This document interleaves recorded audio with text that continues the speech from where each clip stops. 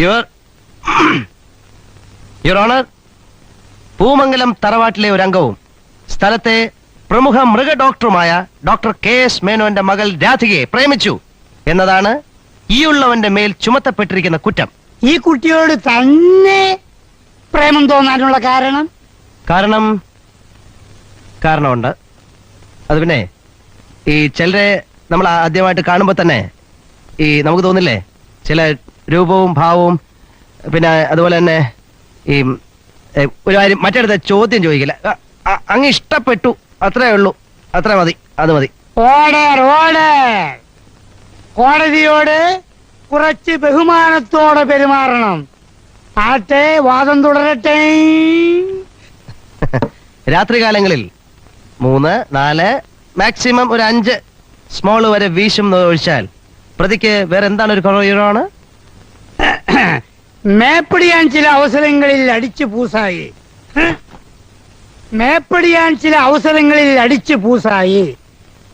സംസ്ഥാന കേന്ദ്ര സർക്കാർ സ്ഥാപനങ്ങളിൽ ഇരിക്കുന്നവരോട് ഫോണിലൂടെ അപമര്യാദയായി പെരുമാറി എന്ന് കേട്ടത് ശരിയാണോ?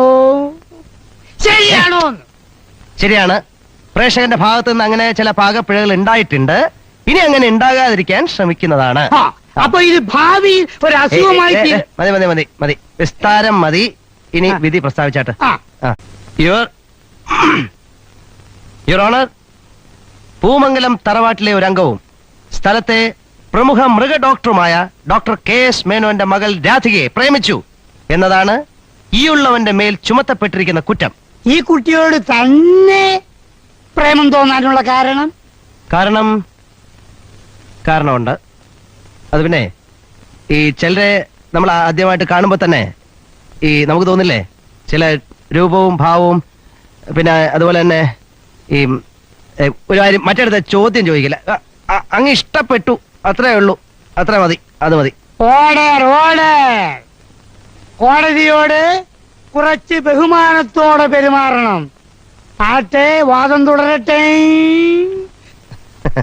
രാത്രികാലങ്ങളിൽ 3, 4, മാക്സിമം ഒരു 5 സ്മോള് വരെ വീശും ഒഴിച്ചാൽ പ്രതിക്ക് വേറെ എന്താണ് ഒരു കുറവാണ്? മേപ്പടിയാൻ ചില അവസരങ്ങളിൽ അടിച്ചു